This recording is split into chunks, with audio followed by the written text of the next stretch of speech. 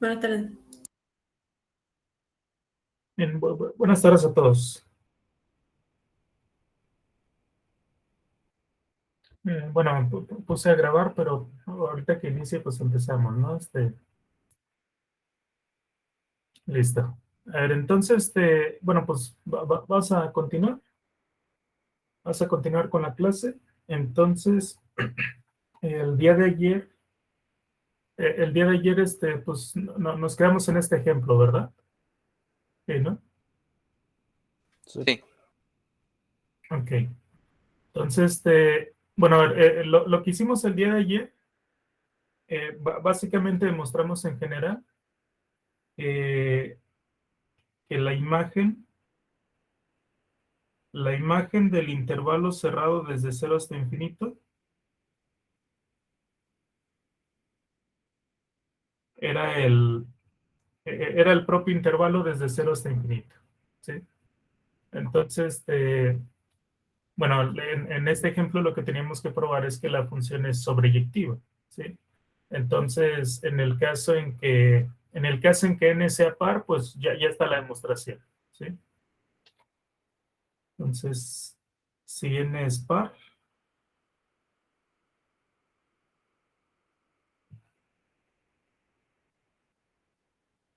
obtenemos que f sub n es sobreyectiva.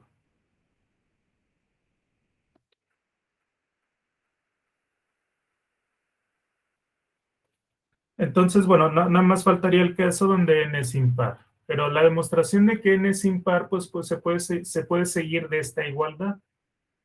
Sin embargo, a ver, quisiera yo preguntarles, lo que pasa es que el día de ayer, como ya se nos acaba el tiempo, pues lo que escribí lo escribí muy rápido y con errores, ¿no? Ahí terminé haciéndole varias modificaciones. Entonces, lo que les comenté el día de ayer, ¿quedó claro respecto a este ejemplo?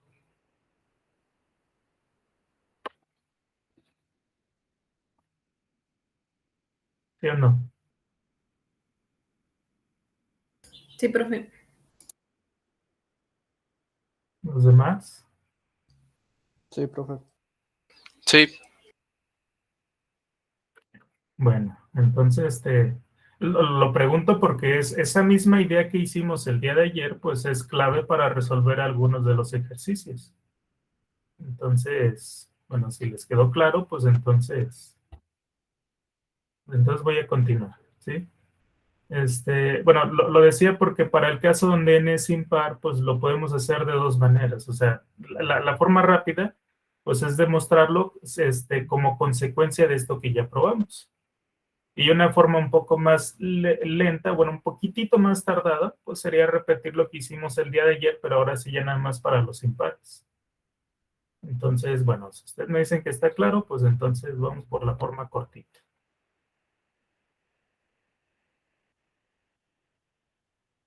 Vamos a ver, supongamos que n es impar.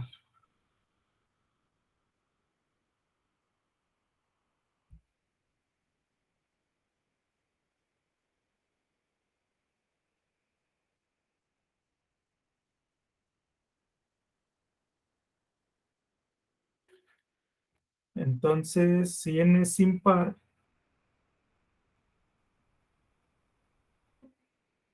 vamos a calcular la imagen del intervalo que va desde menos infinito hasta cero.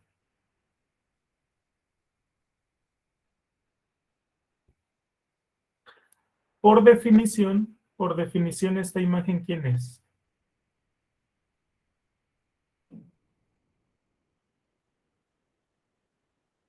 Por definición de imagen de conjuntos.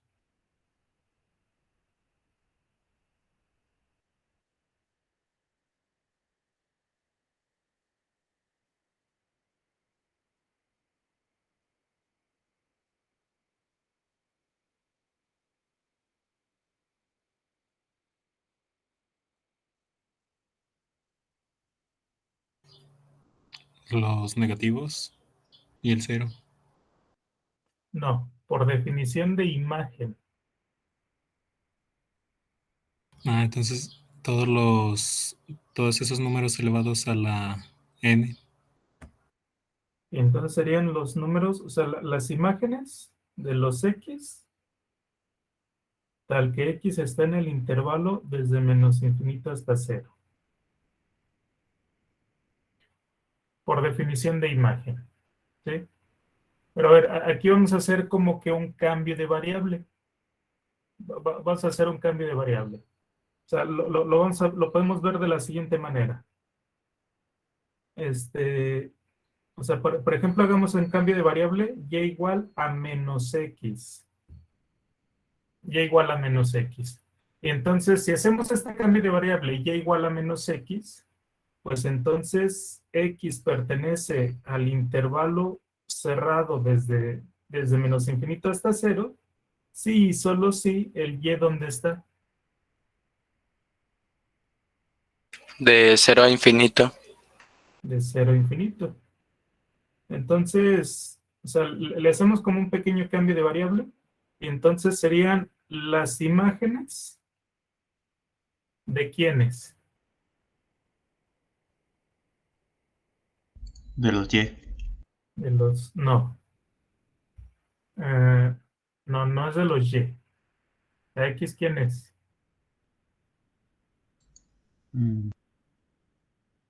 Menos X. Y de los menos entonces Y. X menos Y, ¿sí?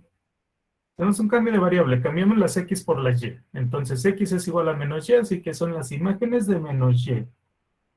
Y aquí sí hacemos la modificación con el cambio de variable. O sea, esta condición, tenemos que X pertenece al intervalo cerrado desde menos infinito hasta 0, sí y solo si Y pertenece al intervalo cerrado desde 0 hasta infinito. Entonces, aquí ponemos esta condición sobre las Y.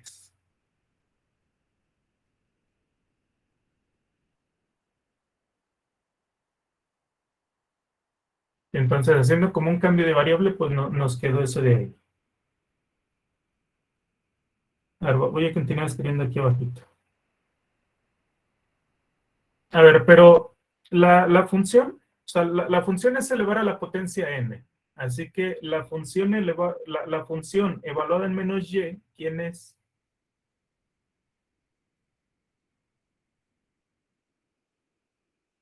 Menos Y a la N. Bueno, a ver, en principio de cuentas sería así. Así sería en principio de cuentas. Pero distribuyendo la potencia y recordando que n es impar, entonces, ¿cómo nos queda?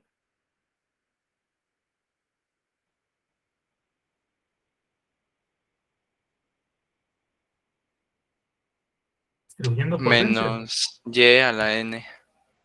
O O sea, sea, ya sin ya separando. Ajá. ya sin el paréntesis. Y eso es menos 1 a la n por y a la n. Pero como n es impar, entonces por eso nos queda así.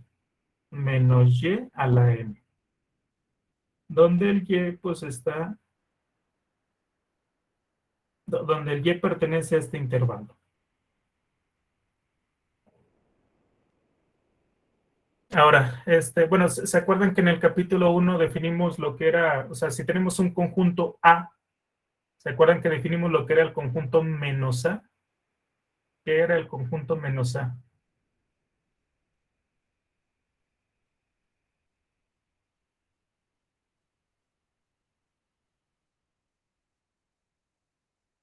Era el conjunto de todos los elementos de A, pero multiplicados por un menos. Multiplicados por un menos. Así que, viéndolo como un conjunto, bueno, viéndolo como un conjunto, pues es esto de aquí lo que tenemos. O sea, esto de aquí es menos el conjunto formado por los y sub n, tal que y está en el intervalo desde 0 hasta infinito. ¿Sí? ¿Hasta aquí están de acuerdo? Sí. Bueno, pero esto fue lo que calculamos ayer. Porque este de aquí, o sea, este de aquí es la función, o sea, esto es menos la función evaluada en y, donde y pertenece al intervalo cerrado desde 0 hasta infinito. Pero este conjunto, ¿quién es?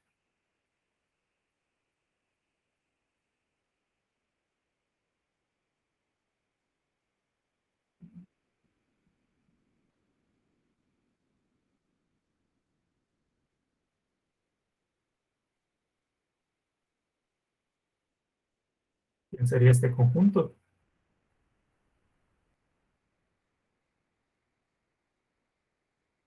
El intervalo de 0 a infinito. ¿Por qué? Porque, bueno, habíamos calculado que pues f de n del intervalo de 0 a infinito nos daba el conjunto cerrado de 0 a infinito. Ok, bueno, pues es eso precisamente. Es que este de aquí es la imagen. Esta de aquí es la imagen del intervalo cerrado de 0 a infinito. ¿Sí? Este conjunto es la imagen del 0 a infinito. Sí, y bueno, como dice Ismael, pues ya habíamos dicho que ese es el intervalo cerrado de 0 a infinito. Así que si el intervalo cerrado de 0 a infinito lo multiplicamos por un menos, es decir, todos los elementos del intervalo 0 a infinito multiplicados por un menos, ¿tienes?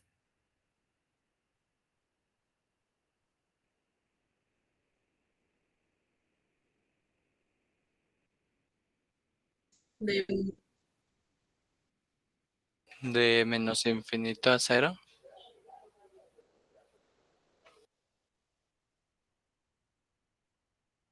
Ok, entonces, bueno, haciéndole ajustes, pues el rango del intervalo desde menos infinito, la imagen del intervalo desde menos infinito hasta 0, pues sigue siendo el intervalo desde menos infinito hasta 0.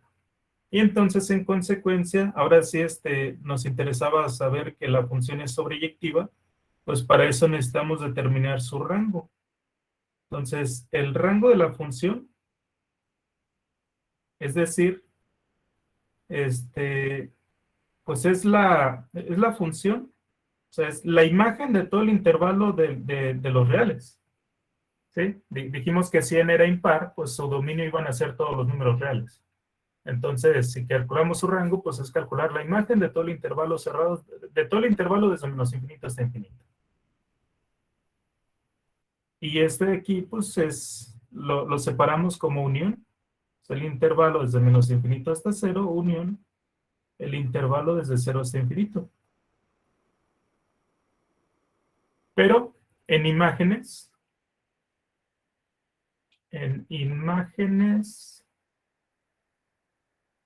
ok.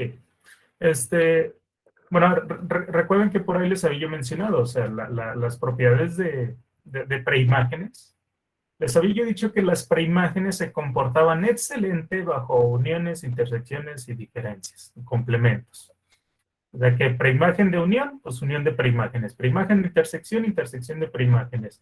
Preimagen de complementos, pues complemento de preimágenes. O sea, la preimagen se comporta excelente. La imagen no. La imagen no se comporta excelente. La imagen tiene sus problemas. Pero bajo la unión no. Bajo la unión no tiene esos problemas. Bajo la unión, o sea, bajo la unión se cumple que la imagen de la unión es igual a la unión de las imágenes.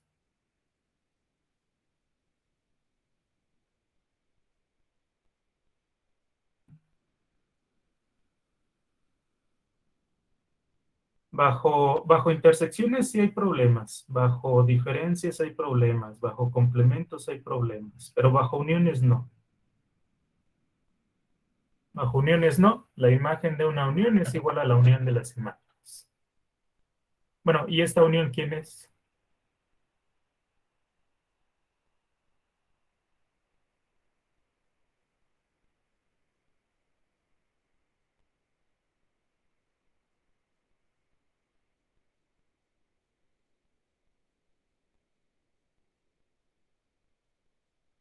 Pues ya todos los números reales, ¿no?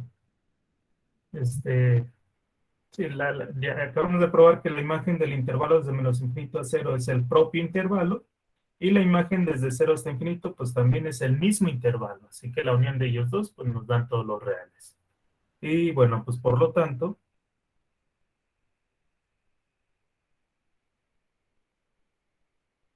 f sub n también es sobreyectiva, cuando n es impar.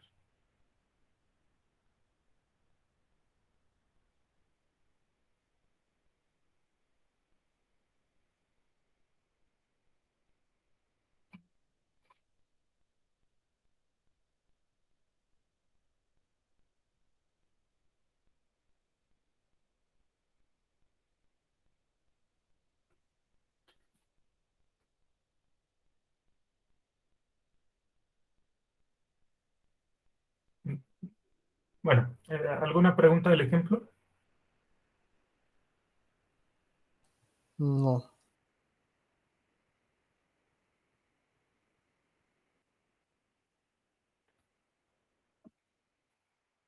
A ver, por favor, los quiero hablando, ¿eh? No, Ya, profe. ya nos conocemos, ya nos tenemos más confianza, así que no quiero que estemos como al principio. Por favor, los quiero hablando. Bueno, a ver, continuamos.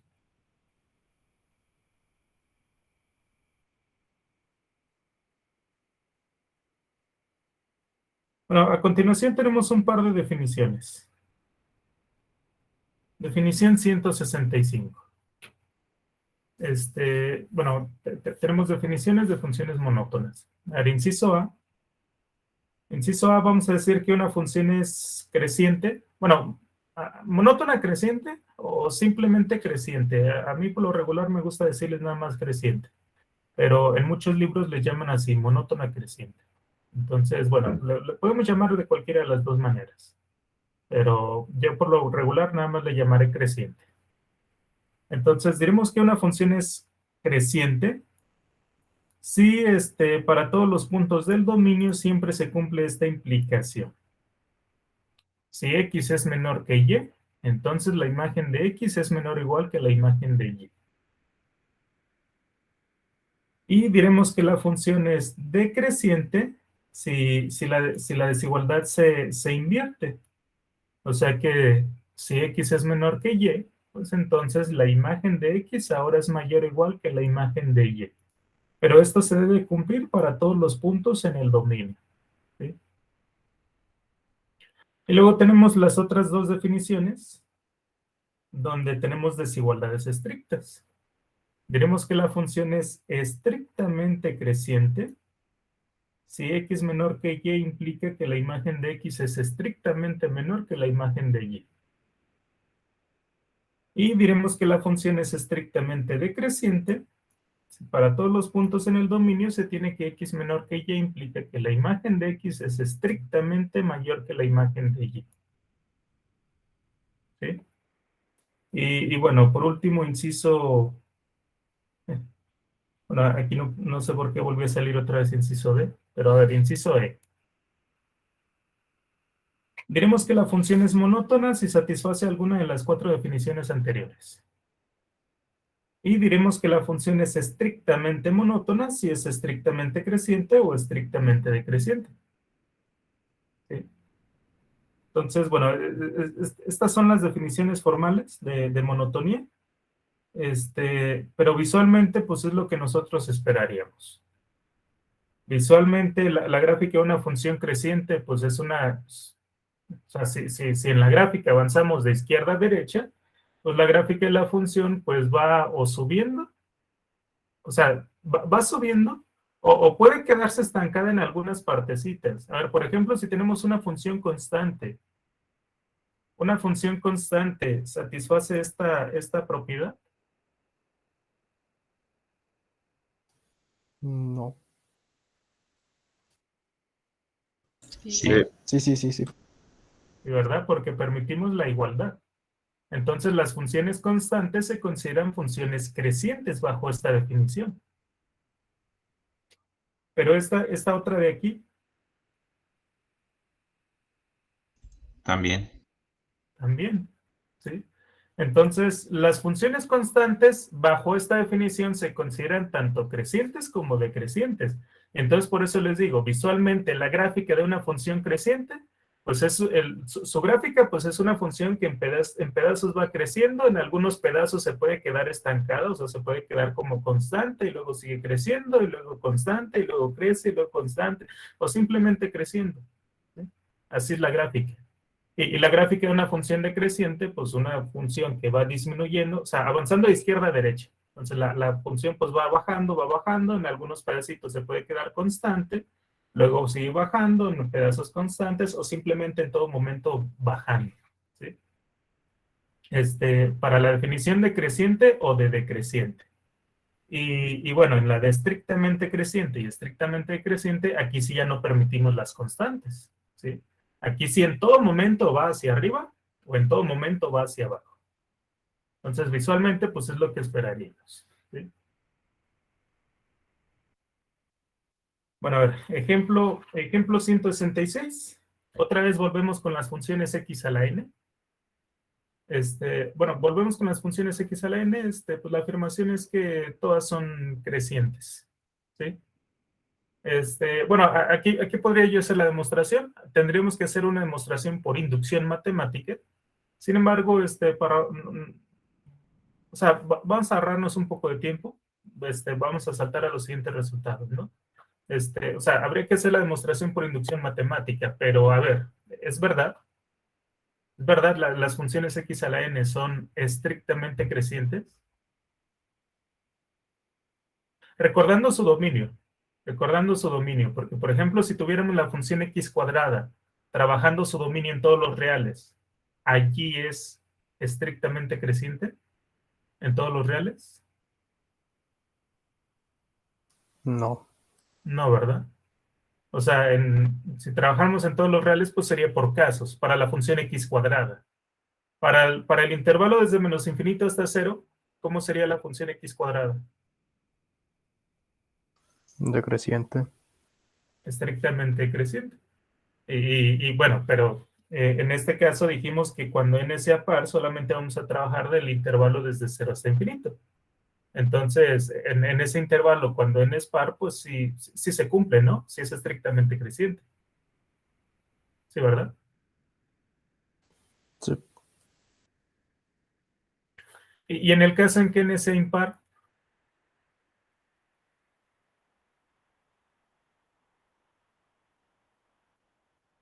si n es impar en todos los reales,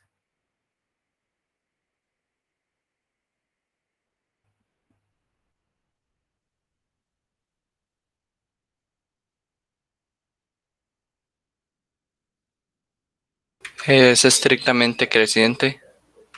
es estrictamente creciente, ¿sí? Bueno, visualmente lo sabemos, nada más, ahorita por ahorrarnos un poco de tiempo, pues no voy a hacer la demostración, pero pues yo creo que ustedes podrían hacerla, ¿no? O sea, hay que hacer una demostración por inducción matemática y simplemente pues jugando con las desigualdades, ¿sí? Entonces, bueno, nos vamos a saltar este ejemplo.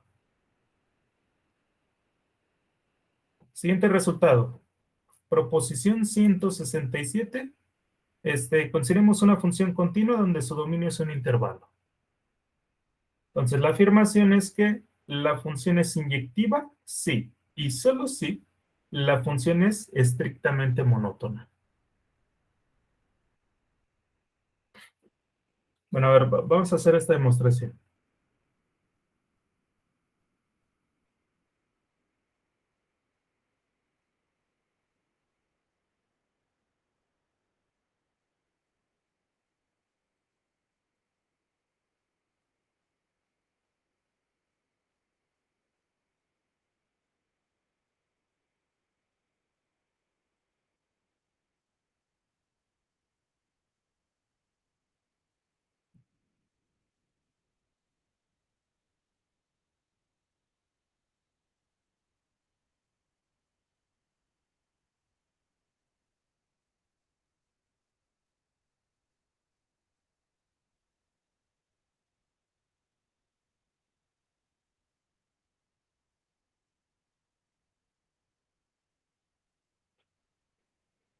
Bueno, supongamos que la función es inyectiva.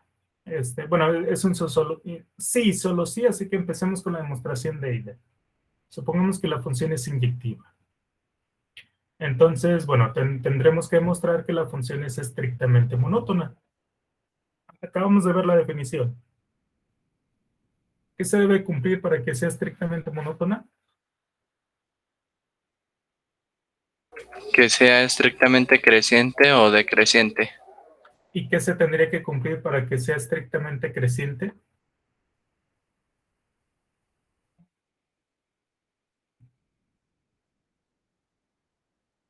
Que f de x sea mayor a f de y. ¿Cuándo? O sea, para que sea estrictamente creciente se debe cumplir una implicación. Perdón, es x menor a y, implica que f de x es menor a f de y. Estrictamente menor a f de y. En el caso en que sea estrictamente creciente, y en el caso en que sea estrictamente decreciente, pues nada más la desigualdad al revés. F de x sea estrictamente mayor que f de y. ¿Sí? Entonces, bueno, en ambos casos la idea es que debemos de empezar con dos puntos arbitrarios del dominio, bueno, suponiendo que uno de ellos es menor que el otro. ¿Sí? Entonces, en ambos casos hay que empezar así. Entonces, bueno, tomemos dos puntos del dominio.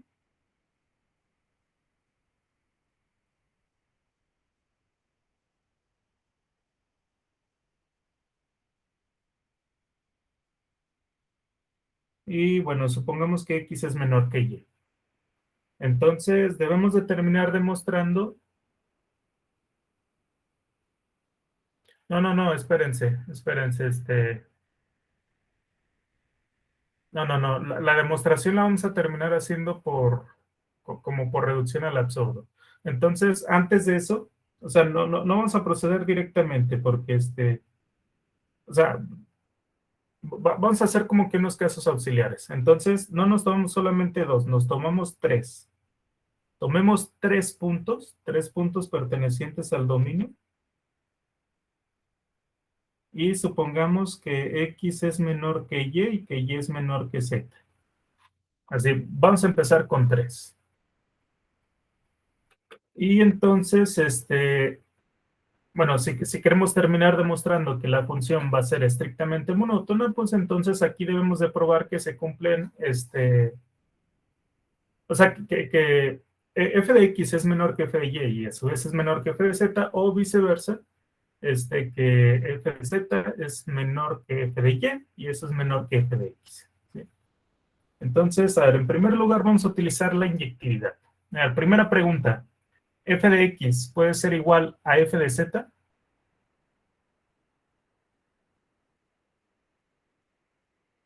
No,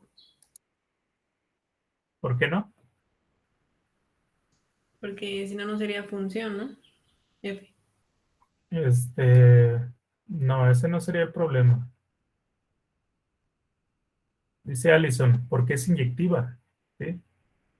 A ver, ¿qué nos dice la definición de inyectividad? ¿Cuándo una función es inyectiva?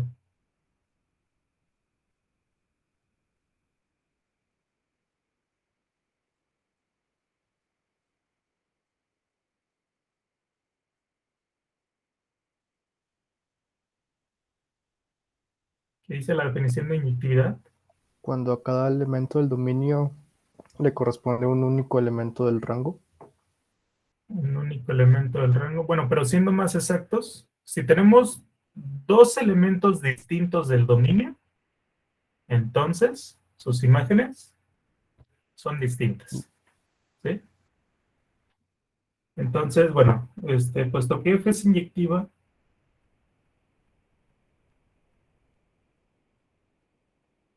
y X es diferente de Z,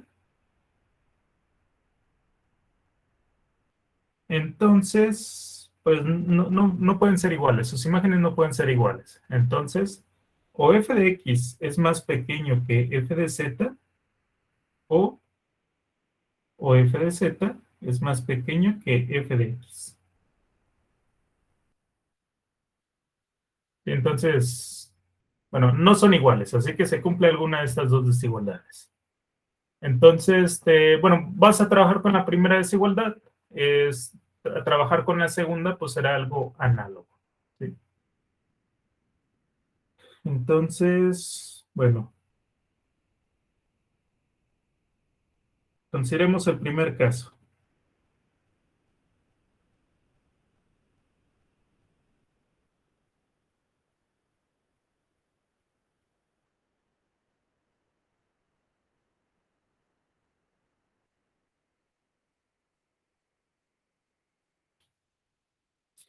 Entonces, a ver, en este primer caso, ¿dónde tendría que quedar la imagen de y, f de y?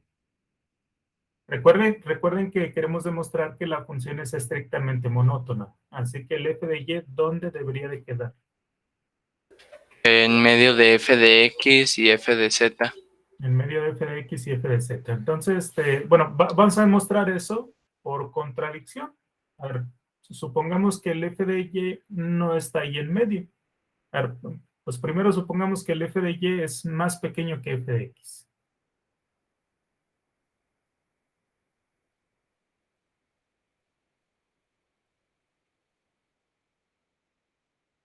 Entonces, a ver, si f de y es más pequeño que f de x,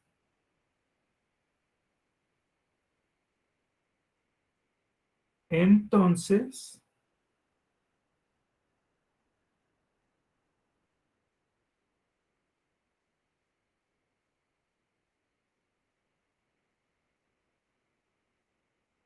teorema del valor intermedio.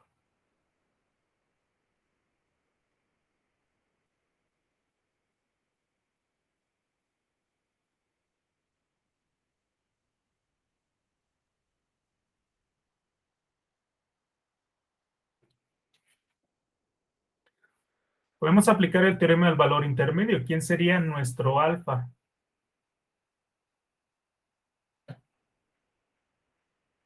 f de x. Nuestro alfa sería f de x. Y entonces, ¿qué nos diría el teorema del valor intermedio?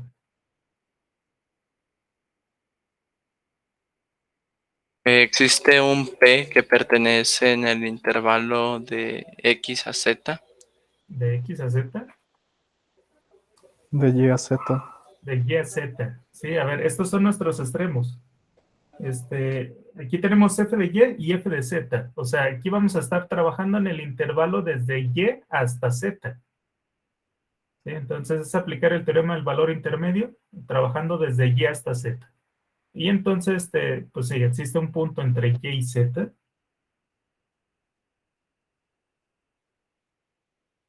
Tal que ¿qué?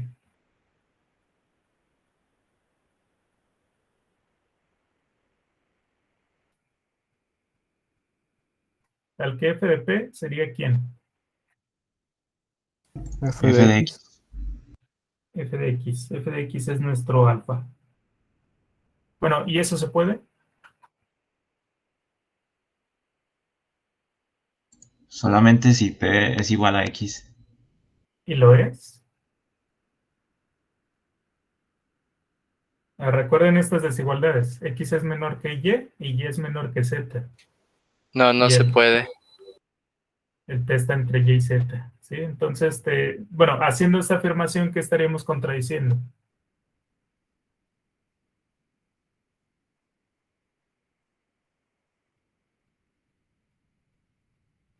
¿Cuál es la contradicción?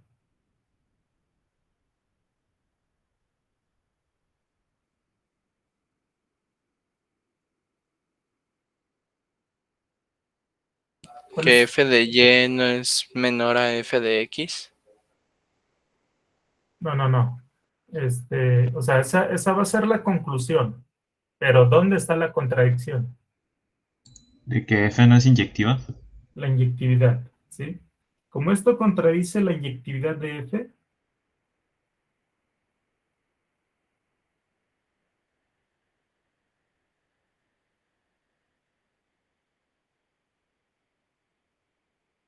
entonces, bueno, ahora sí lo que dijo Ismael, f de y tendría que ser mayor o igual que f de x. Bueno, a ver, mayor o igual que f de x, esta sería la conclusión, pero f de y puede ser igual a f de x. No. No, por la misma inyectividad, ¿sí? Entonces, no solamente llegamos a que f de y va a tener que ser mayor o igual que f de x, sino estrictamente mayor. ¿Están de acuerdo? Sí.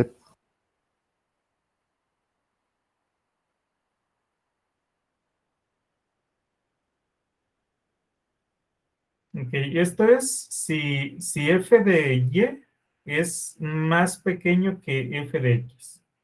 Ahora, siguiente caso.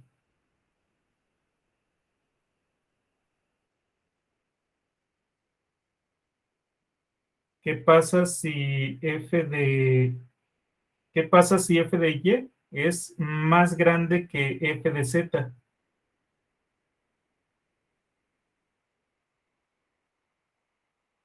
¿Qué tendríamos aquí?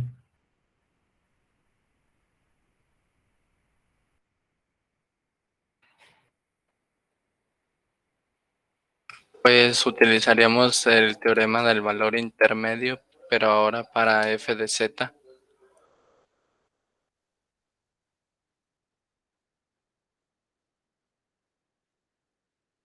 Y entonces, análogamente, obtenemos, o sea, es la misma justificación, teorema del valor intermedio. Entonces, obtenemos que existe un punto donde. ¿En dónde estaría este punto? En el intervalo de X a Y. En el intervalo abierto desde X hasta Y. ¿Y quién sería la imagen de este punto? F de Z. F de Z.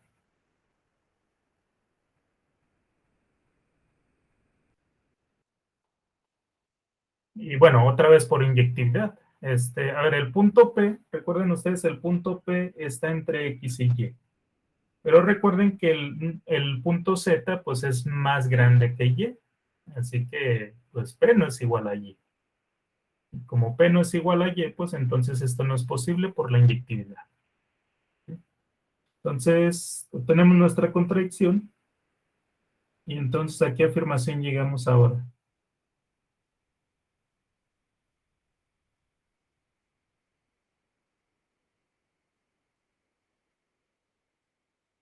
De que F no es inyectiva.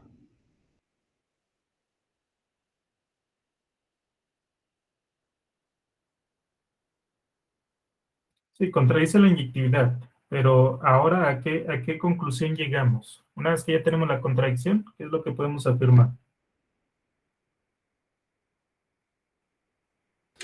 Que f de y es menor a f de z.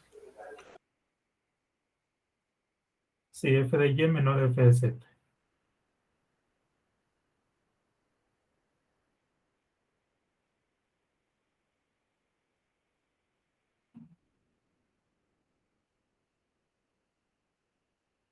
Bueno, aquí suponiendo que f de y era estrictamente más grande que f de z, pues llegamos a una contracción. Entonces, es lo mismo que en el caso anterior. Lo que llegaríamos es a que f de y es menor o igual que f de z, pero otra vez por inyectividad, pues no pueden ser iguales. Así que llegamos a que es estrictamente menor. Ahora, en resumen, ¿qué es lo que acabamos de probar?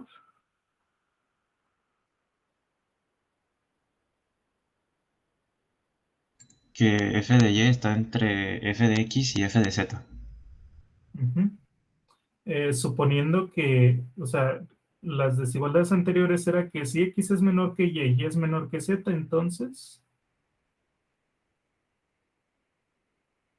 f de X es menor que f de y eso es menor que f de Z. ¿Sí? Pero ojo, hicimos un caso, ¿eh? O sea, esto fue en el caso, o sea, esto fue bajo esta afirmación, suponiendo que f de Y era menor que f de Z. Si hubiéramos empezado con la otra, si hubiéramos empezado con esta otra desigualdad, ¿a qué conclusión hubiéramos llegado? F de z es menor a f de y menor a f de x. ¿Sí? Porque trabajando en el otro caso, de la misma manera podemos aplicar el teorema del valor intermedio. Recuerden ustedes que el alfa debe de estar entre f de A y f de B, sin importar el orden. O sea, f de A menor que alfa, menor que f de B, o al revés, f de B menor que alfa, menor que f de A. Entonces, en el teorema del valor intermedio, o sea, el alfa debe de estar entre ambas imágenes, sin importar el orden. Entonces, aún en el otro caso, pues podríamos aplicar el teorema del valor intermedio pues procederíamos de forma análoga. ¿Sí?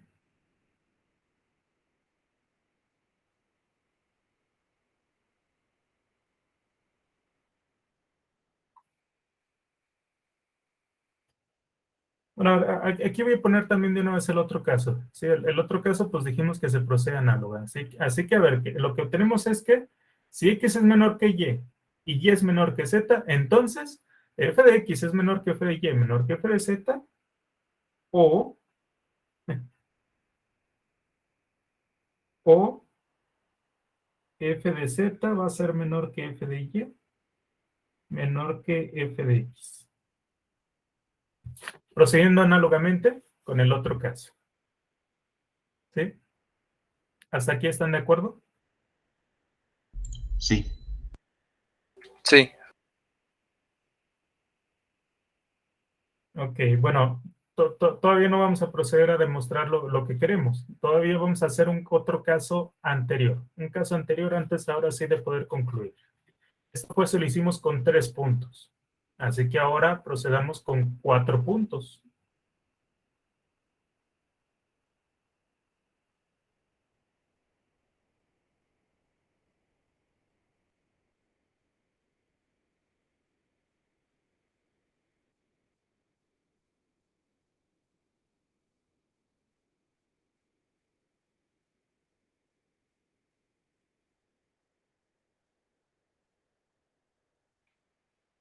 Entonces nos tomamos 4 puntos y los ordenamos. Supongamos que el X es menor que Y, Y es menor que Z y Z es menor que W.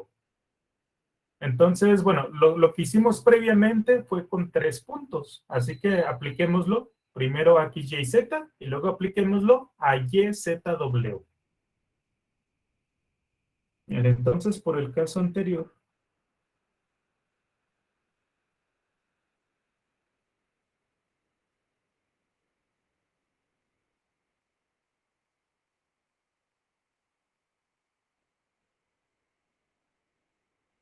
para el caso anterior aplicado a X, Y, Z, pues dijimos que obtendríamos que f de X es menor que f de Y y eso a su vez es menor que f de Z, o que f de Z va a ser menor que f de y eso a su vez menor que f de X.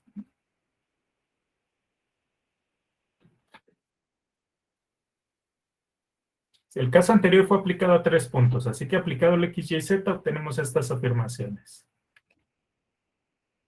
Bueno, y si ahora se lo aplicamos a Y, Z, W, ¿cuáles son las afirmaciones que podemos hacer? Aplicado Y, Z, W.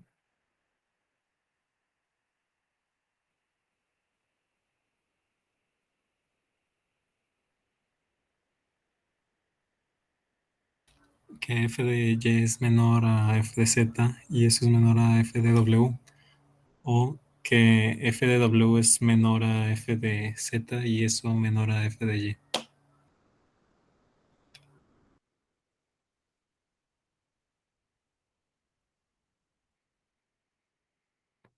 Sí, entonces, bueno, aquí tenemos, aplicado a X, Y, Z tenemos 2 casos, y aplicado a Y, Z, W también tenemos 2 casos.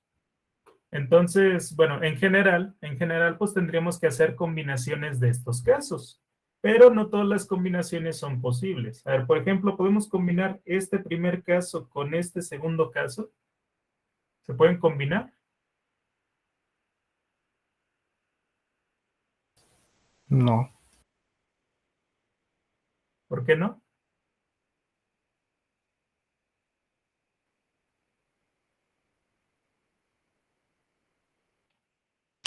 Porque en el primero se tiene que f de y es menor a f de z y en el segundo se tiene al revés. Entonces, o sea, tendríamos que combinar estos casos, pero esta combinación no es posible. ¿Y esta otra? Tampoco. Tampoco, ¿verdad? Aquí tendríamos problema con la imagen de Y y la imagen de Z. Así que esta combinación tampoco es posible. ¿Cuáles sí son posibles? Pues los primeros casos o los segundos casos. Y entonces de estos primeros casos, ¿a qué afirmación llegamos?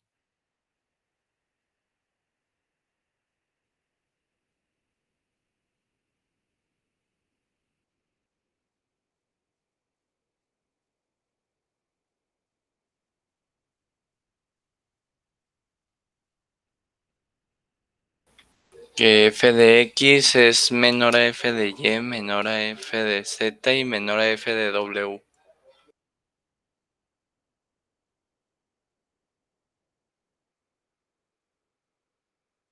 Y combinando los segundos casos,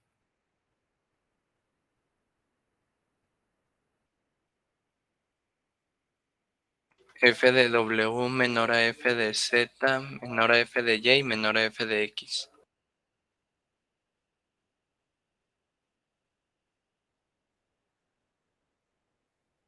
o sea, básicamente hemos demostrado que si que para cuatro puntos en el dominio, las desigualdades se preservan o las desigualdades se invierten para 4 puntos.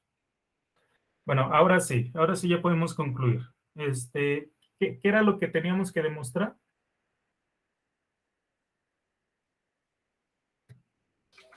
Que es estrictamente monótona.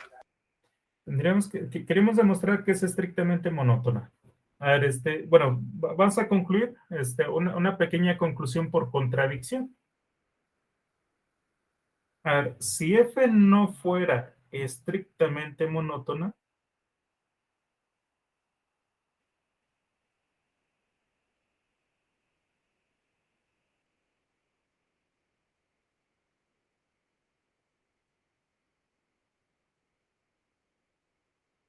bueno, si F no fuera estrictamente monótona, pues ni sería estrictamente creciente, ni sería estrictamente decreciente.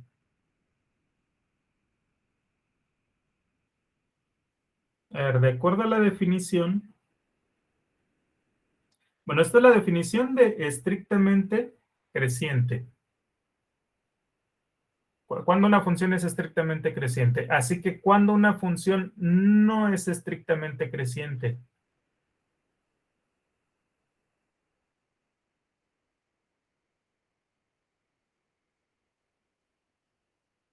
Cuando f de x es menor o igual a f de y.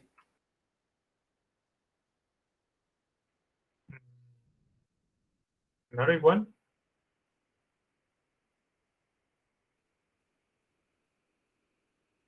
A ver, primero con cuidado, a ver, la definición de estrictamente creciente dice que para cada par de elementos en el dominio, es decir, tenemos un cuantificador universal. Así que en la negación,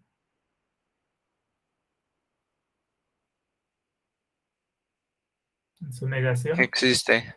una existencia. Así que, a ver, en primer lugar, existirían un par de elementos, X y Y. Existirían un par de elementos, X y Y. Ahora, en segundo lugar tendríamos que negar esta implicación. Y ya lo habíamos recordado antes. ¿Cómo se niega una implicación?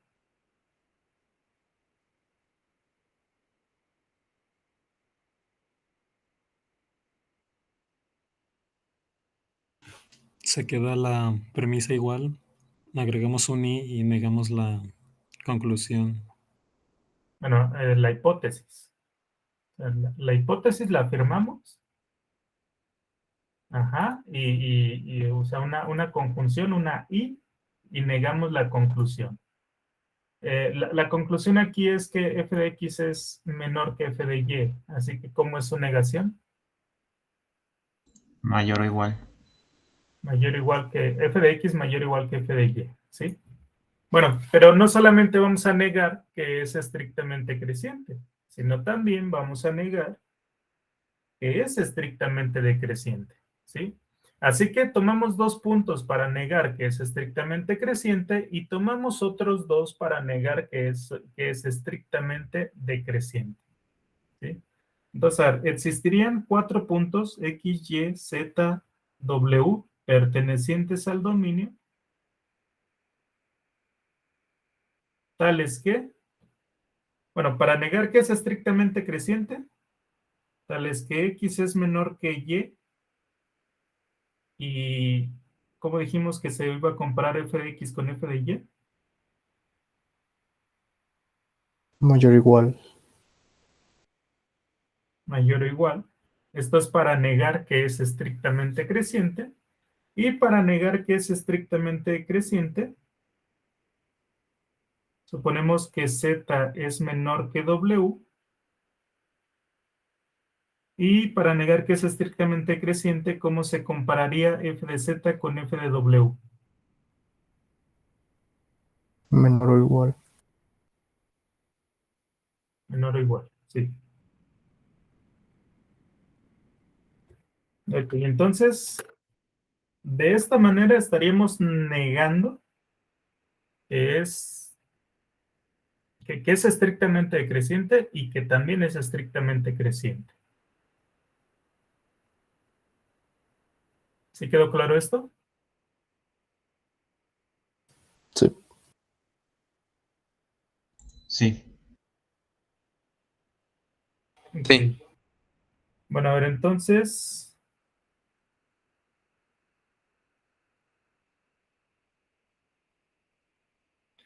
bueno, hagamos una pequeña afirmación preliminar todavía antes. A ver, la función es inyectiva. La función es inyectiva, así que podemos tener estos mayores o iguales. O sea, el igual lo podemos tener. No. No, ¿verdad? Entonces, a ver, más aún,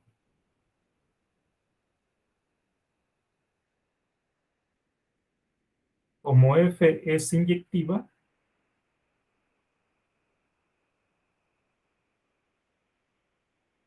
como f es inyectiva no se pueden tener los iguales. Entonces, lo que tenemos es que f de x es estrictamente mayor que f de y y f de z es estrictamente menor que f de w. Bueno, entonces ahora sí, la pregunta es, ¿podemos tener estos dos casos al mismo tiempo?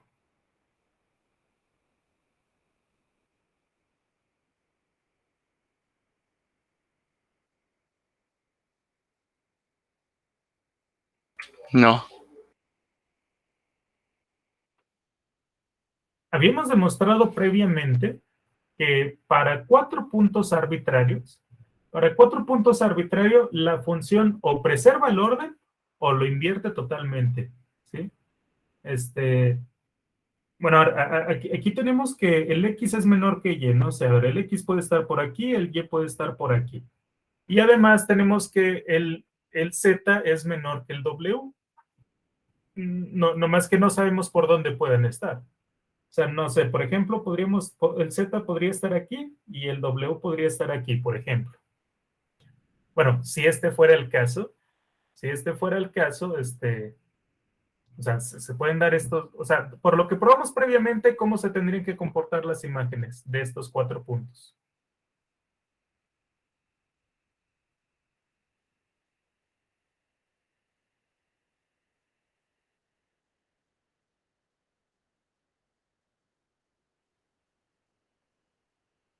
F de Z menor a F de W y F de X mayor a F de Y. No, por lo que probamos antes. Lo que probamos aquí arribita en verde.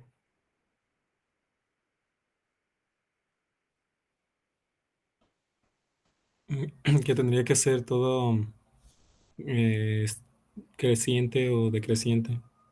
Sí, o sea, deberíamos de tener que f de z menor que f de x, menor que f de w, menor que f de y, o al revés, f de y menor que f de w, menor que f de x, menor que f de z. Este, pero aquí lo estamos contradiciendo. Lo estamos contradiciendo porque estamos diciendo que f de x es más grande que f de y, pero que f de z es menor que f de w. O sea, sería como tener bueno, sí lo ven, ¿no? Sí ven que se contradice lo que acabamos de probar. Sí. Sí. ¿Sí? Sí. Bueno, pues entonces llegamos a una contradicción.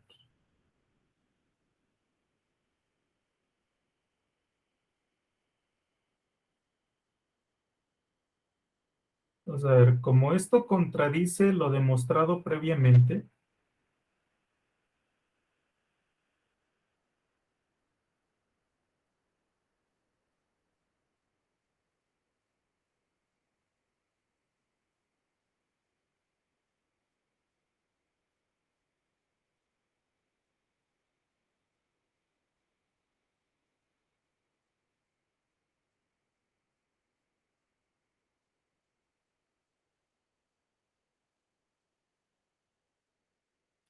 Bueno, pues entonces llegamos a una contradicción. Significa que algo estuvo mal. ¿Qué fue lo que estuvo mal?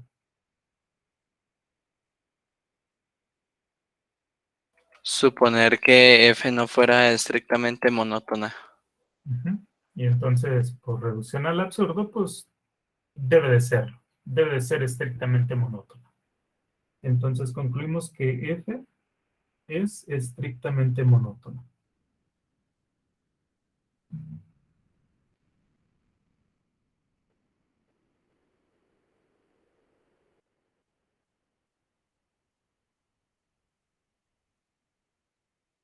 Bueno, con esto terminamos la demostración de ida. ¿Alguna pregunta de esta demostración? Por mi parte, no. No. No, Bueno, esta era la difícil. A ver, el resultado decía demostrar que es inyectiva, sí, solo si es estrictamente monótona. Entonces, esta fue la implicación de ida, en la cual hemos demostrado que si es inyectiva, entonces es estrictamente monótona. Pero la de regreso, a ver, chequen la definición. A ver, si la función es estrictamente creciente, si la función es estrictamente creciente, entonces es inyectiva.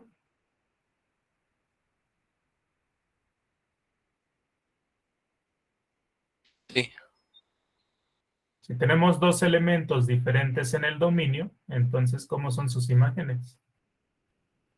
También distintos. También son diferentes. O sea, aquí nada más sería proceder por casos.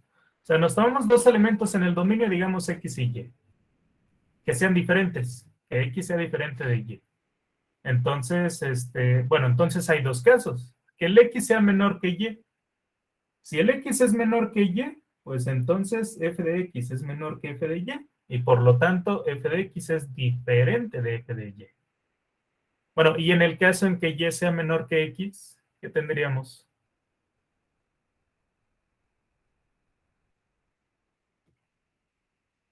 Si Y es menor que X.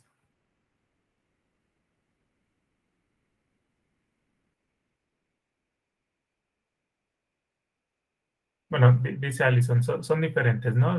Pero ¿cuál desigualdad tendríamos? Si Y es menor que X, ¿cuál desigualdad tendríamos?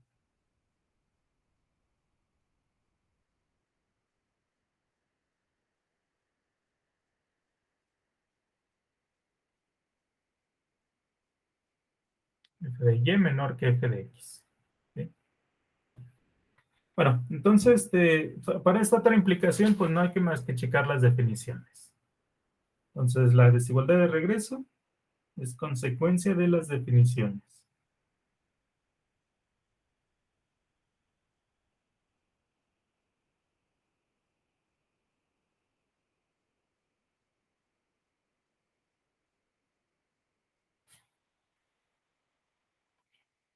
Bueno, entonces con esto pues ya tenemos la proposición 167. Si la función es continua y su dominio es un intervalo, entonces la función es inyectiva, sí, y solo si es una función que es estrictamente monótona.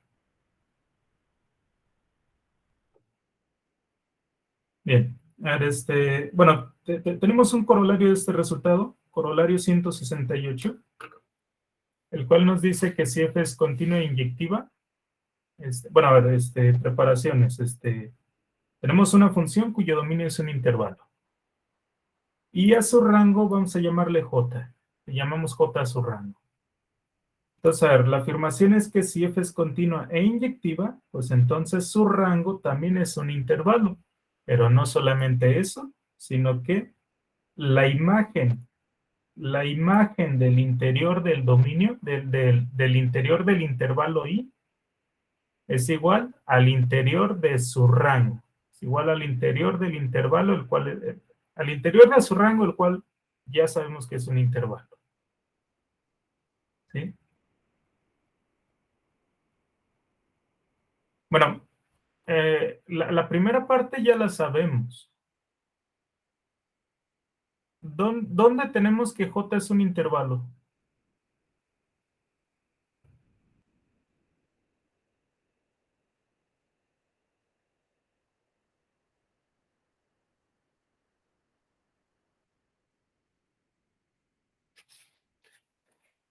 En el corolario 163. Corolario 163. ¿Sí? Si tenemos una función continua y su dominio es un intervalo, lo demostramos ayer, entonces, ¿cómo es su rango? También Un un intervalo. intervalo. También un intervalo. Así que esa afirmación ya la teníamos, ya la sabíamos. Está en el corolario 163. Bueno, a ver, esta demostración está un poquito extensa y la verdad, para lo que lo vamos a usar no vale mucho la pena. Así que no lo vamos a demostrar. No lo vamos a demostrar. Ahora es que la primera afirmación ya la tenemos. Dijimos corolario 163. La segunda afirmación, pues es la que tendríamos que demostrar, pero en este momento, pues no nos conviene tanto, porque a ver, solamente la vamos a utilizar en un resultado que viene más adelante en el capítulo de derivación. Y ese resultado es una demostración extensa, así que quién sabe si hagamos esa demostración. Entonces, pues por eso no tiene mucho caso que nos detengamos en esta demostración. Lo que sí es que podemos verlo un poquito intuitivo, ¿sí? A ver, por el corolario 163,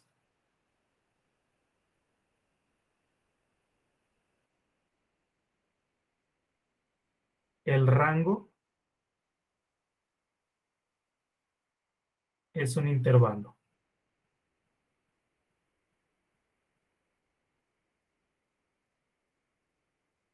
El corolario 163, su rango es un intervalo. Y por el resultado que acabamos de demostrar, ¿qué tenemos?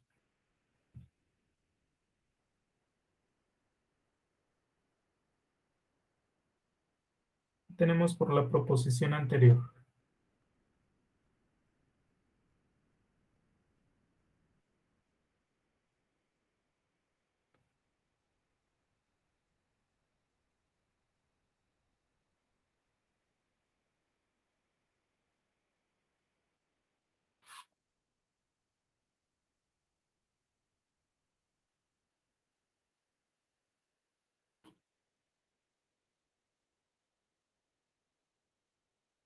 Ok, bueno, dice Josué, es estrictamente monótono, ¿sí? Entonces, por la proposición anterior, F es estrictamente monótona.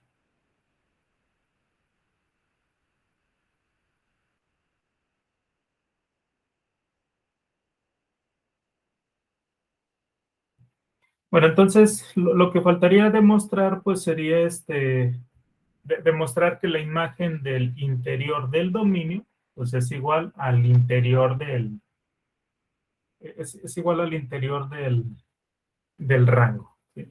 Pero como les digo, la demostración es un poquito extensa, así que no lo vamos a hacer, pero sí lo podemos ver un poco intuitivamente.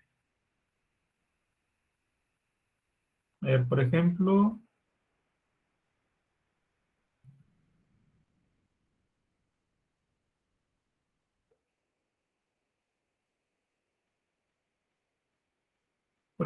en el caso en que su dominio, o sea, su dominio es un intervalo. Así que su dominio es un intervalo, pues, no sé, habría dos formas de proceder. Una de ellas, pues, es irlo haciendo por caso. O sea, en el caso en que hice un intervalo cerrado desde hasta B, o que sea abierto, o sea, que sea semiabierto, o que sea no acotado, o sea, como hay que ir procediendo por casos.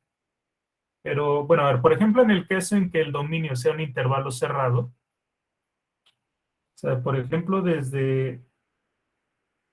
o sea, que su dominio sea un intervalo cerrado desde A hasta B.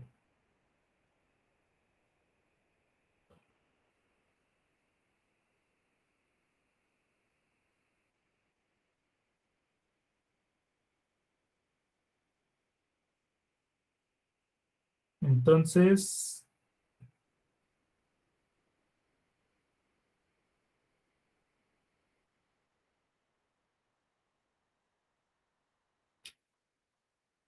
o sea, si su dominio es el intervalo cerrado desde A hasta B, bueno, pues ya dijimos que su rango, pues es un intervalo. Su rango es un intervalo. Y también ya dijimos que la función es estrictamente monótona. Así que la función o es estrictamente creciente o es estrictamente estrictamente creciente o estrictamente decreciente. Pero además recordemos que la función es inyectiva, ¿sí? Perdón, la función es continua. Así que es estrictamente monótona y además es inyectiva, entonces pues su gráfica es de una sola pieza y su gráfica en todo momento o va creciendo o va decreciendo. O sea, por ejemplo, en el caso en que sea estrictamente decreciente, pues por ejemplo la gráfica podría ser algo así.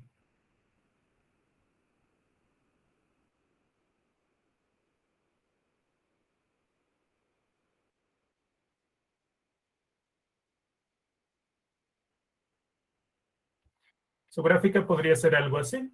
Y entonces, si esta es la gráfica de la función, entonces, ¿quién es su rango?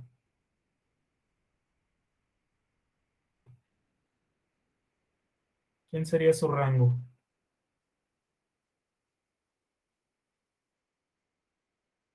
El intervalo de f de a f de b. ¿En orden? F de b menor a f de a.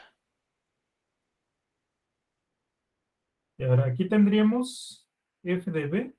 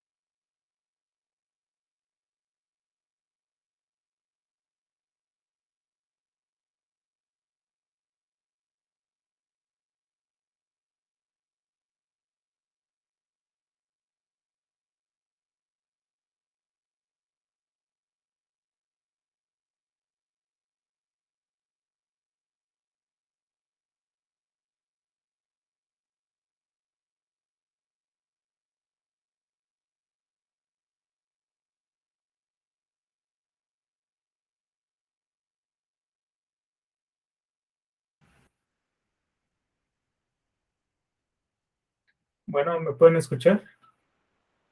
Sí. Sí,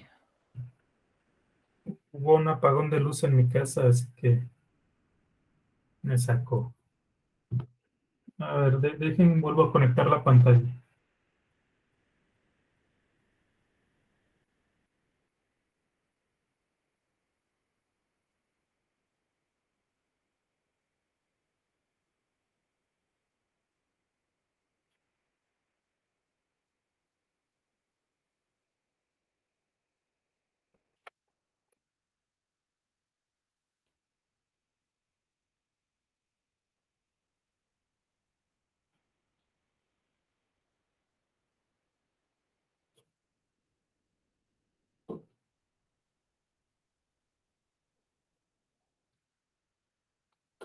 ¿Ya se puede ver? sí, ya. Sí. Ok, entonces, bueno, estábamos diciendo que en este caso, la imagen, bueno, el rango de la función en este caso, pues sería el intervalo cerrado desde la imagen de B hacia la imagen de A.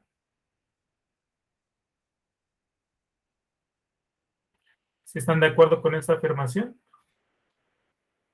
Sí, Este sería nuestro J, o sea, el J que menciona el resultado, el corolario. Bueno, entonces, bueno, si es el intervalo cerrado desde A hasta B, ¿quién es el interior de I? el intervalo El abierto. abierto de AB. Intervalo abierto desde A hasta B. Entonces, ¿quién sería la imagen del interior de I?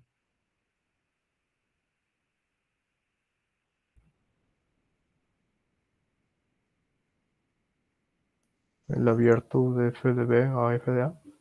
Ujú. Como la función es estrictamente bueno, en este caso estrictamente decreciente, pues la única diferencia es que no vamos a tomar a los extremos. Entonces, la imagen del interior de ahí, pues es el intervalo abierto desde f de b hasta f de a. Y este sería el interior de J, el interior del rango. ¿Sí? Entonces, bueno, habría que proceder como por casos, pero teniendo por ahí un poco de cuidado, ¿no? Porque cuando el dominio es un intervalo cerrado, pues visualizarlo pues es muy sencillo. Visualizarlo es muy sencillo. Pero si el dominio ya es el intervalo abierto, pues entonces aquí se complica un poco la demostración en el caso en que I de antemano ya sea abierto, porque en ese caso no tenemos a nuestra disposición ni f de a ni f de b. ¿Sí? Aquí los tenemos a nuestra disposición porque tanto a como b pertenecen al dominio de la función. Entonces f de a y f de b pues existen, son números reales. Entonces, pues este es como que un caso sencillo. Habría que tener cuidado con los otros casos, porque, pues, como les digo, pues no podríamos no tener ni f de a o f de b. Pero bueno, ahora el resultado, ¿tiene sentido para ustedes? Sí. Sí. Bueno, pues como les digo, la demostración pues nos la vamos a saltar.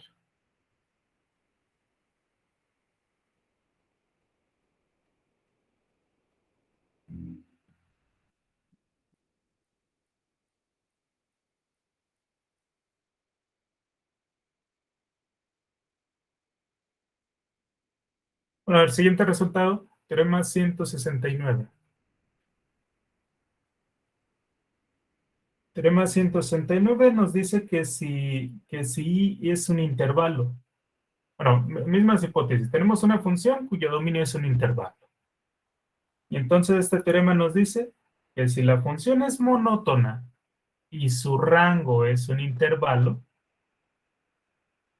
pues entonces la función es continua.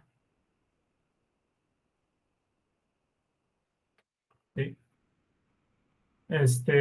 Bueno, aquí es más o menos, o sea, este resultado pues va más o menos relacionado con el corolario 163. El corolario 163 decía que si tenemos una función continua y su dominio es un intervalo, pues entonces su rango también es un intervalo.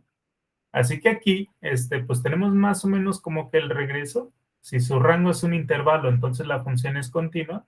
Bueno, siempre y cuando le añadimos la hipótesis de la monotonía.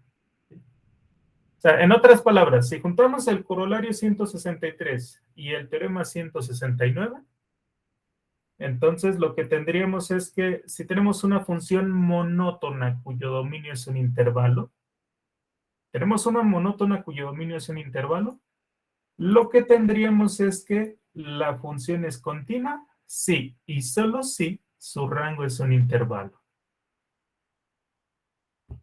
En el caso en que f sea monótona.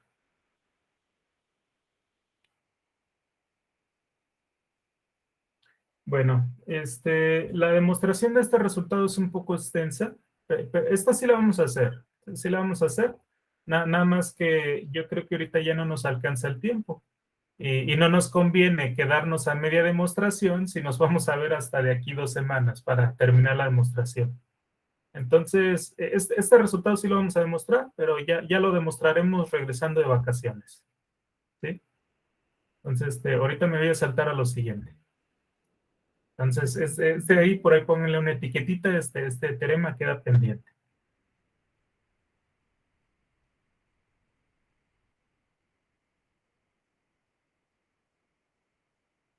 Bueno, a ver, observación 170. Observación 170, nos dice lo siguiente.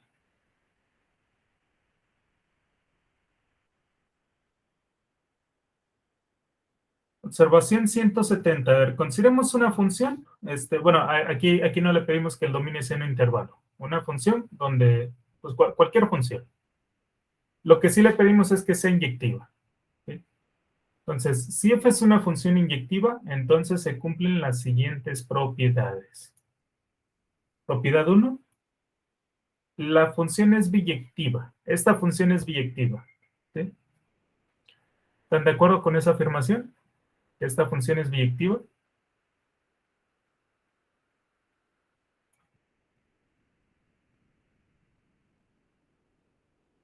Sí, ¿Por qué?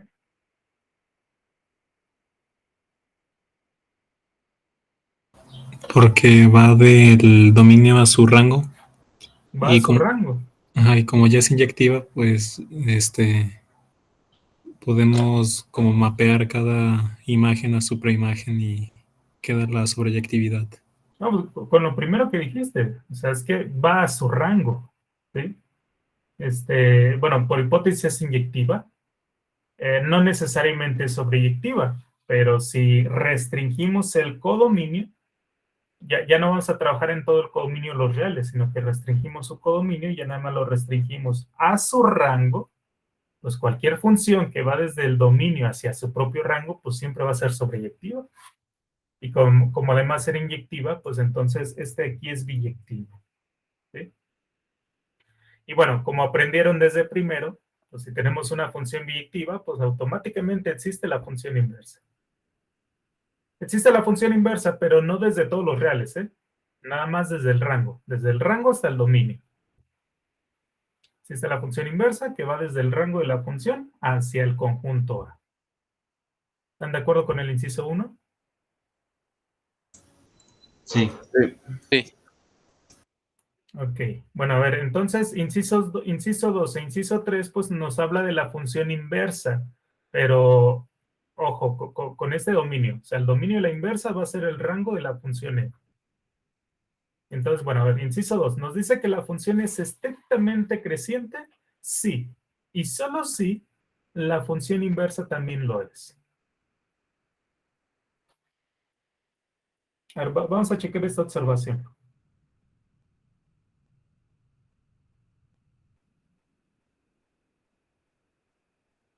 Bueno, el inciso 2.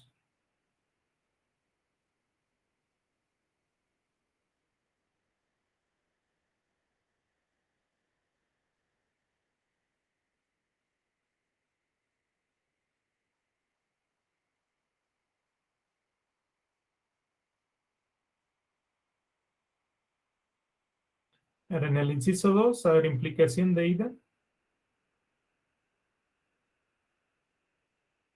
Supongamos que f es creciente. No, estrictamente creciente.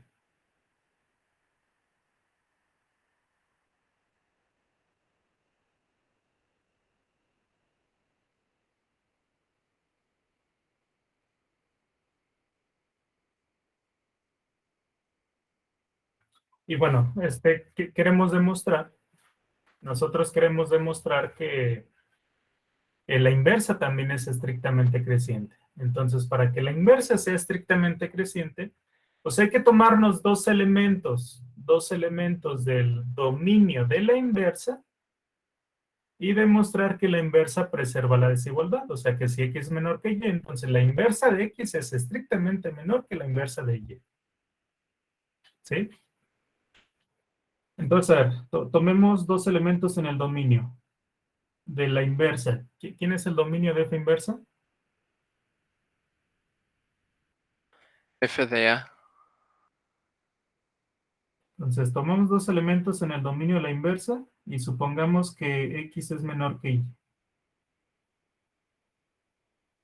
Y tenemos que demostrar que, pues, que f de x es...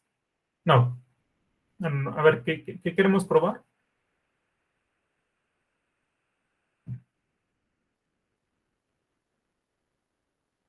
Que f inversa es estrictamente creciente. Que f inversa, no. Bueno, sí, pero a ver, sí. Para ello, ¿cuál desigualdad debemos de obtener? Que f inversa de x es menor que f inversa de y. Que f inversa de x sea menor que f inversa de y. ¿Sí? Bueno, a ver, en primer lugar, ¿podrían ser iguales? O sea, f inversa de x podría ser igual a f inversa de y. No. ¿Por qué no? sea, si f inversa de x fuera igual a f inversa de y, ¿qué tendríamos? Que x es igual a y. Que x es igual a y. Sí, a ver, si f inversa de x es igual a f inversa de y, pues entonces tendríamos que la imagen de f inversa de x sería igual a la imagen de f inversa de y. Pero ¿quiénes son estos valores? X y Y.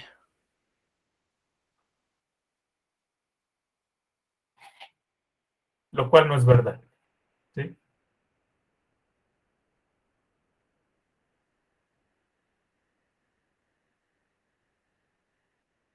Lo cual es falso. Ahora, si f inversa de y, si f inversa de y fuera más pequeño que f inversa de x, ¿qué tendríamos?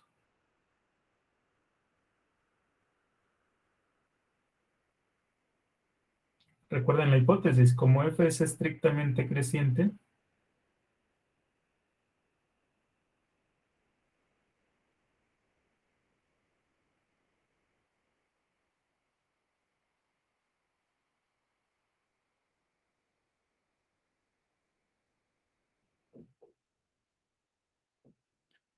¿cómo se compararía la imagen de la imagen, la imagen de f inversa de y comparado con la imagen de f inversa de x?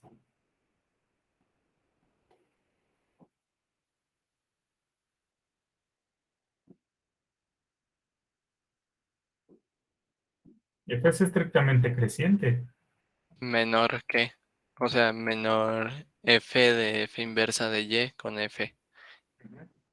Si f es estrictamente creciente, pues entonces preserva las desigualdades. Llegaríamos a este de aquí. Bueno, pero esto se puede.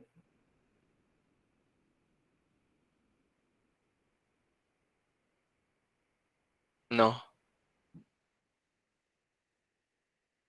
Este es x y este es y. Bueno, y por hipótesis nos tomamos que el x es menor que el y. Así que esto no se puede. Bueno, aquí llegamos también a otra contradicción. No sería al revés, perdón. Sería Y del lado izquierdo y Ah, X sí. del lado derecho. Sí, sí, sí, los escribí al revés.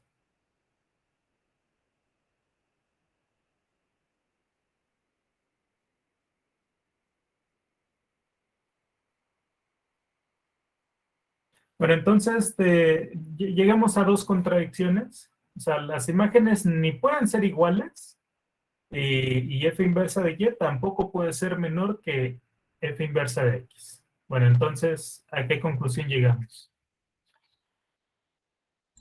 Que f inversa de x es menor que f inversa de y. F inversa de x estrictamente menor que f inversa de y, asumiendo que x y y son elementos arbitrarios del dominio, tal que x es menor que y. Concluimos que f inversa de x es menor que f inversa de y. Así que, ¿qué hemos demostrado?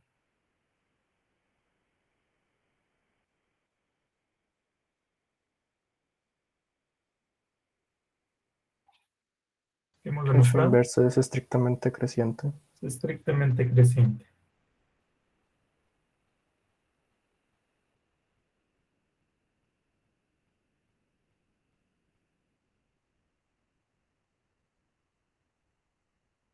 Bueno, y con esto pues demostramos la idea. Si f es estrictamente creciente, entonces f inversa pues también es estrictamente creciente. Bueno, y para el regreso,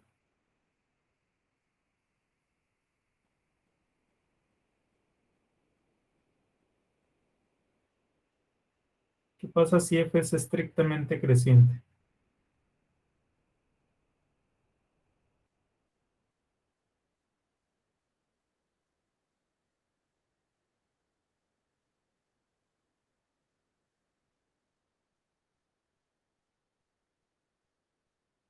Pues una de dos. o una demostración análoga. Una demostración análoga. ¿Sí?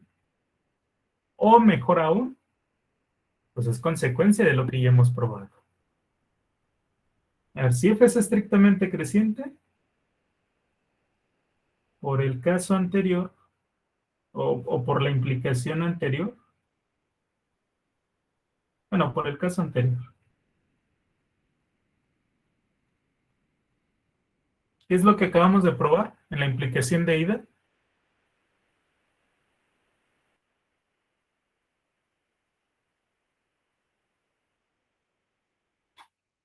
Que si una función es estrictamente creciente, su inversa también. Inversa también lo es. Así que ahora aplicado a f inversa, o sea, tenemos que si f inversa es estrictamente creciente, por el caso anterior tenemos que la inversa de la inversa también lo es. Pero ¿quién es la inversa de f inversa?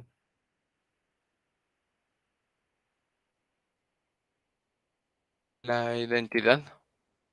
No, la inversa de la inversa. F. La La función misma inversa de función. la función inversa, f. ¿Sí? Pues ahí está. Ahí está.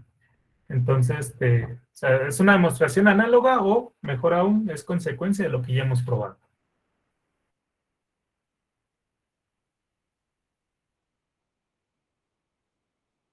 Bueno, el inciso 3, el inciso 3 de la observación nos dice lo mismo, pero ahora con estrictamente decreciente. Pues ahí sería análogo, ¿no? ¿Verdad? Sí. Entonces, bueno, la tercera, pues ya no lo escribimos. Si quieren, pues ahí nada más ponen el comentario, pues es análogo al inciso 2.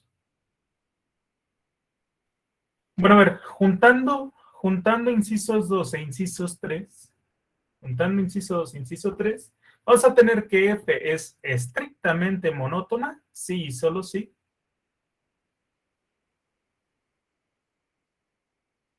¿Qué? Pues la inversa también es estrictamente monótona. También estrictamente monótono, ¿sí? Juntando los dos incisos. Bueno, ahorita lo vamos a utilizar. Bueno, entonces, aquí tenemos una versión, bueno, tenemos un teorema para funciones inversas. Teorema 171. Si tenemos una función, si tenemos una función cuyo, bueno, hipótesis, consideremos una función cuyo dominio es un intervalo. El teorema nos dice lo siguiente. Si la función es continua e inyectiva, pues entonces la función inversa también es continua. La inversa también es continua, pero ojo, la inversa definida desde el rango hacia el dominio, ¿sí? Lo mismo que hicimos en la observación anterior. O sea, vamos a hacer esta demostración.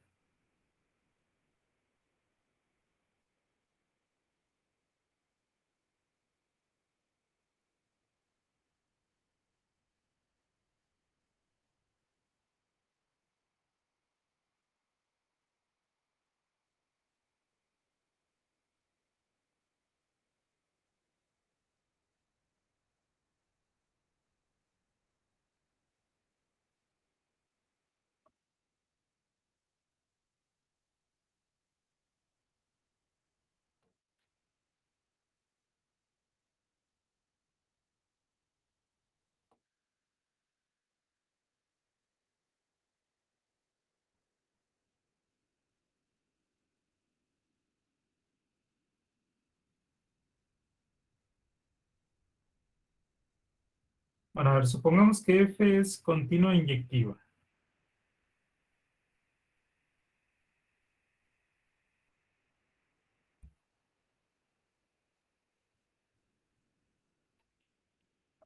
Supongamos que la función es continua inyectiva.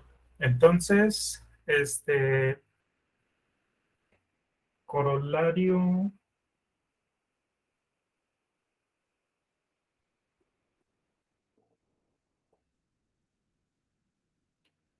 Por el corolario 163.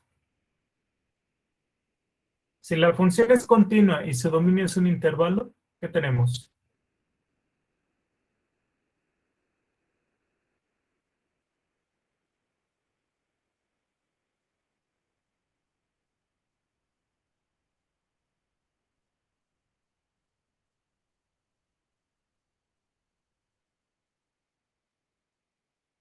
Si era el 163, ¿no? La función es continua y su dominio es un intervalo. Entonces el rango es un intervalo. Vamos a llamarle J. J, le llamamos J al rango. Entonces también es un intervalo.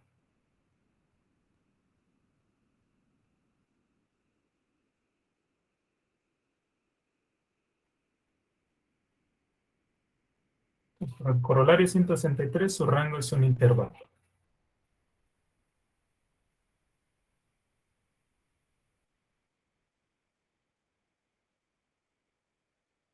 Además,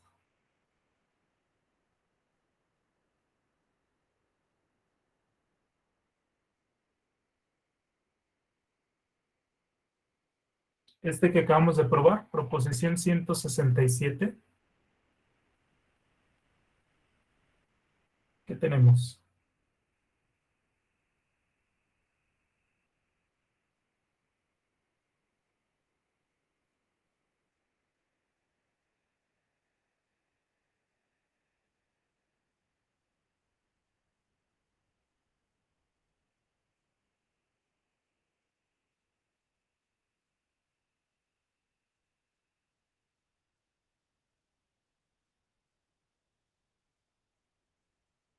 ¿Qué tenemos?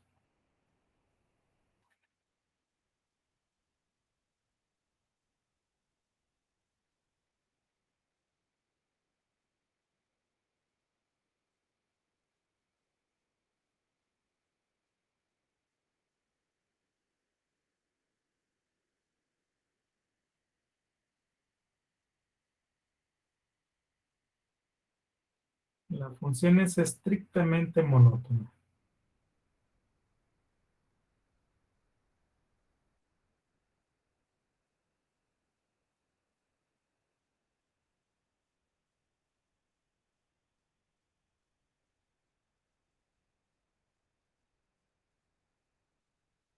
Bueno, ahora utilizamos la observación que acabamos de checar.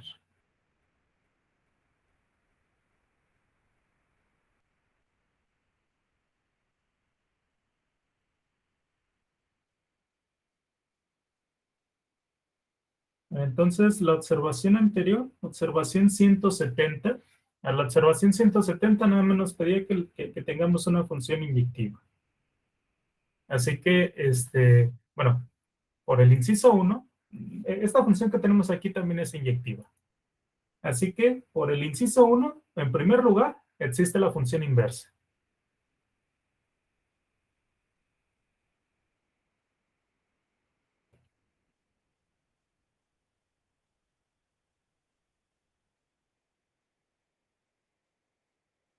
Existe la función inversa.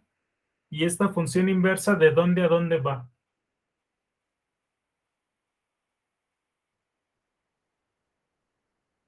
De J a I. De J a I. Desde el rango hacia el dominio, pero al rango le llamamos J. Así que va desde J hacia I. Por el inciso 1. Por el inciso 1 existe la inversa. Pero luego, lo que les había yo preguntado, juntando incisos 2 e incisos 3, a ver, tenemos que F es estrictamente monótona. Así que por los incisos 2 y 3, ¿qué tenemos?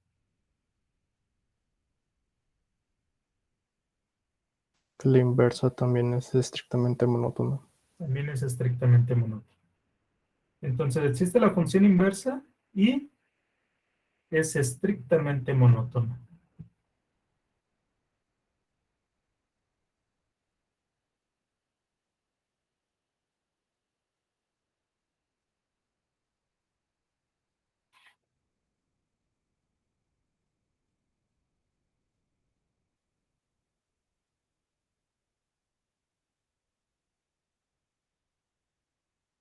Bueno, a ver, lo que queremos concluir es que la inversa es continua.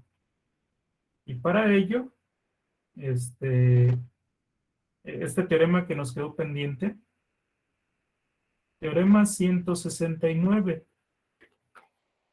A ver, queremos utilizar el teorema 169 para concluir que f inversa es una función continua.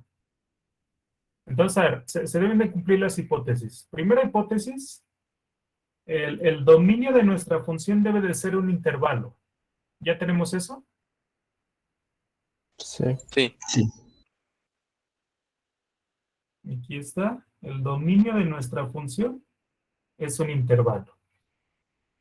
Segunda hipótesis. La función debe de ser monótona. ¿Ya lo tenemos? Sí. Sí.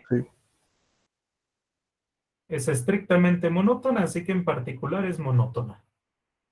Bueno, pero ¿qué hipótesis nos faltaría? Que f de i es un intervalo. Bueno, en este caso, f inversa de i. No, ¿f inversa de quién?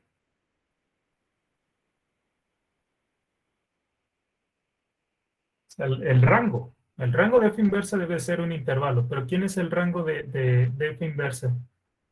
F de i, o sea, j. El rango de f inversa Sería ahí. sería ahí, ¿sí? A ver, entonces, última observación antes de utilizar el teorema. Además, notemos que el rango de f inversa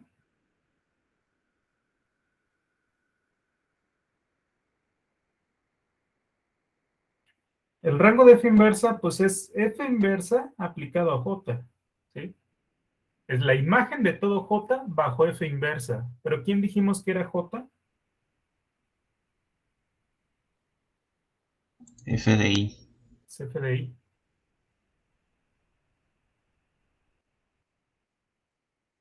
Bueno, ¿quién va a ser f inversa de f de i? La Y. misma ahí. Y La función identidad aplicado al conjunto i, pues es el conjunto i. Entonces, el rango de f inversa, pues es i, el cual por hipótesis es un intervalo.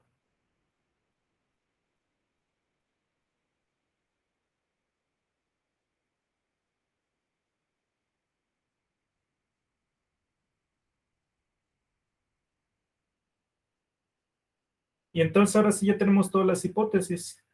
Hipótesis, primera hipótesis, el dominio de f inversa es un intervalo. El dominio de f inversa es un intervalo. Primera hipótesis cumplida. Segunda hipótesis, f inversa debe de ser monótona. También ya lo tenemos. Y tercera hipótesis, el rango de f inversa debe de ser un intervalo. También ya lo tenemos. El rango de f inversa es un intervalo. Y entonces, por el teorema 169, ¿qué concluimos? F inversa es continua.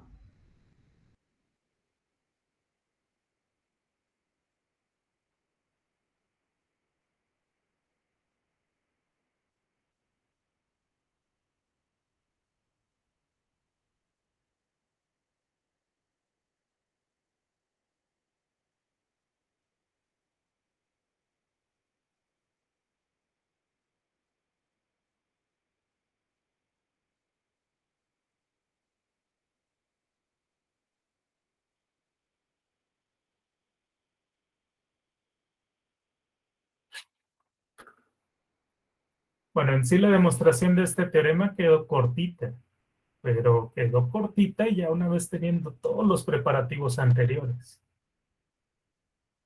Profe, ¿no es F inversa? Ah, sí, f inversa. Concluimos que f inversa es continua. Bueno, ¿alguna pregunta de esta demostración? No. mi parte no. No. Bueno, y ya nada más ahora sí para cerrar con el capítulo, retomamos el ejemplo de las funciones x a la n.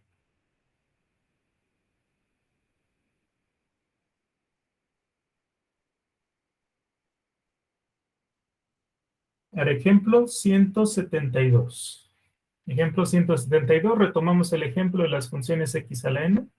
Bueno, aquí nada más sí le pedimos que n sea un natural distinto de 1. O sea, n un natural a partir del 2.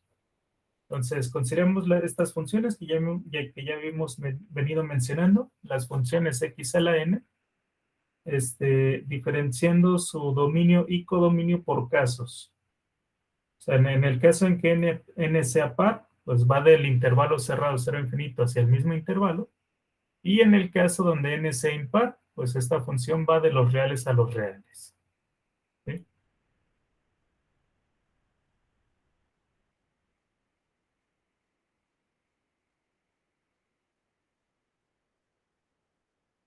A ver, lo que queremos es aplicar este teorema que acabamos de mostrar, teorema 171, aplicado a estas funciones. Entonces, ¿qué necesitamos para que se pueda cumplir o sea, para que podamos aplicarle el teorema 171? En primer lugar, ¿qué se debe cumplir?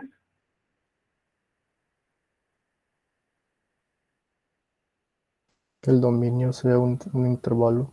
Que el dominio sea un intervalo. Bueno, el dominio lo definimos por casos, pero en ambos casos el dominio es un intervalo, ¿verdad? Sí, Ok, ok, en primer lugar. En segundo lugar, continuidad. ¿Estas funciones son continuas?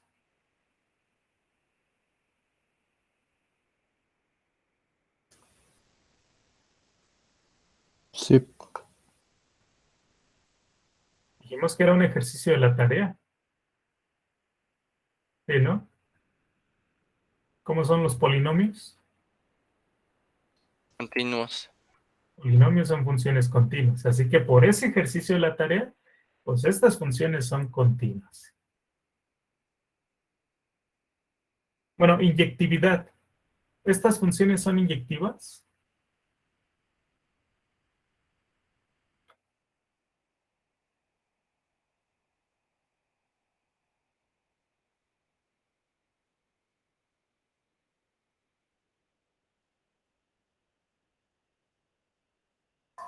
sí, Sí. En primer lugar, su dominio es un intervalo.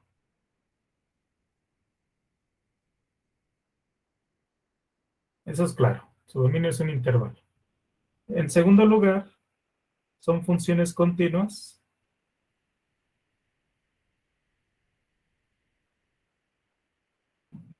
Por el ejercicio. ¿Se acuerdan qué número de ejercicio es? 4.3. Ok, entonces en segundo lugar, son continuos por el ejercicio 4.3. En tercer lugar, la inyectividad. ¿Por qué son inyectivas? porque son estrictamente crecientes. Exactamente. ¿Sí? Son inyectivas por el ejemplo, bueno, este ejemplo que nos saltamos, 166. 166. Entonces son inyectivas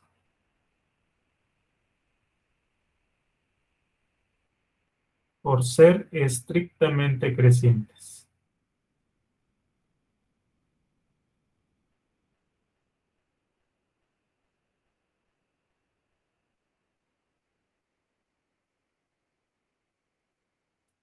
Son inyectivas por ser estrictamente crecientes. Esto está en el ejemplo 166. Bueno, como se cumplen estas tres propiedades, ya podríamos usar el teorema, ¿no? Sí, ¿verdad? Sí, Entonces, por el teorema 171, pues existe la función inversa y además es continua. Pero ¿quién es la función inversa de estas funciones elevar a la potencia n? la raíz enésima. La raíz enésima. Bueno, nada más que antes de ello, debemos de hacer otra afirmación. Porque es que la función inversa, existe la función inversa y es continua, pero la función inversa definida desde el rango hasta el dominio. Así que antes de ello, ¿quién es el rango de estas funciones?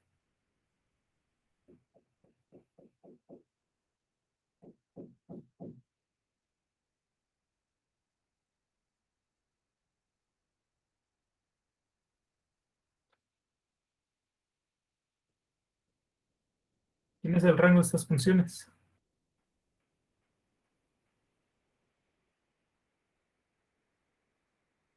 Pues el conjunto es bueno y pues ya dependiendo si es par o impar. Era lo que decíamos del ejemplo. ¿Qué número es el ejemplo?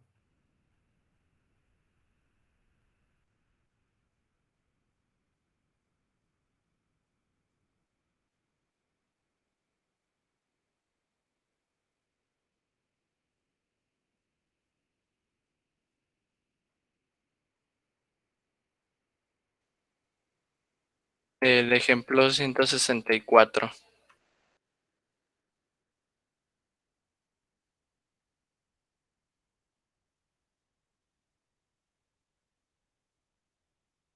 Bueno, era lo que les comentaba yo ayer.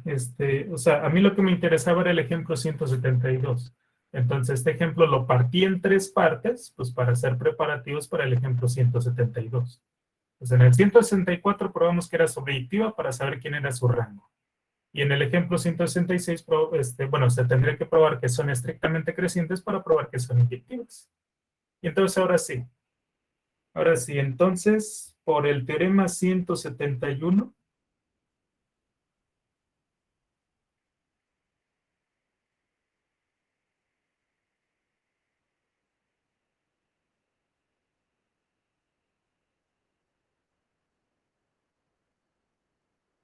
por el teorema 171, la función inversa